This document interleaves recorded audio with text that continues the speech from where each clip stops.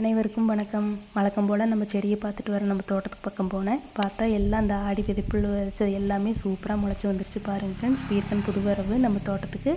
அது கூட பார்த்திங்கன்னா முள்ளங்கியும் நட்டு வச்சு நிறைய தழைஞ்சு வந்துருச்சு. சூப்பராக முளைச்சிருச்சு. இந்த பட்டம் கிடைக்கிறதுக்கு நம்மளுக்கு காத்திருக்க வேண்டியதாக இருக்குதுங்க. எந்த பட்டத்தில் நட்டாலும் எந்த சீசனில் நட்டாலும் இந்த மாதிரி செடி வந்து நம்ம கொண்டு வந்து சேர்த்த முடியாது. எல்லாம் கருகிக்கிட்டே இருக்கும் வெயில் தாங்காமல். ஆனால் இப்போ நமக்கு கிளைமேட் வந்து நல்லா ஊட்டி மாதிரி இருக்குது. நம்ம ஈரோடில் அடித்த வெயிலுக்கு வந்து இப்போ தாங்க அந்த குளிர்ச்சி கிடச்சிருக்கு. இந்த சீசனில் நட்டால் தான் நம்மளுக்கு காய்கறி வந்து நல்லா தாறுமாறாக நம்மளுக்கு காய்கறி அறுவடை செய்யலாம். பாருங்கள் ஃப்ரெண்ட்ஸ், இன்றைக்கி பாருங்கள், இது பூசணி செடி, புடலஞ்செடி, பீர்க்கன், சுரை அப்படின்னு எல்லாம் நட்டு வச்சாச்சு. எல்லாம் அததும் பாக்கில் ஓரத்தில் நட்டு வச்சோம்னா அப்படியே பறந்துக்கிட்டு நம்மளுக்கு காய்கறி வந்து அததும் பாக்கில் எந்த செலவும் இல்லாமல் நம்மளுக்கு காய்ச்சி கொடுக்குங்க. இங்கே பாருங்க, மல்லித்தலை நல்லா பச்சை பசேர்னு சூப்பராக முளைச்சி வந்துருச்சு.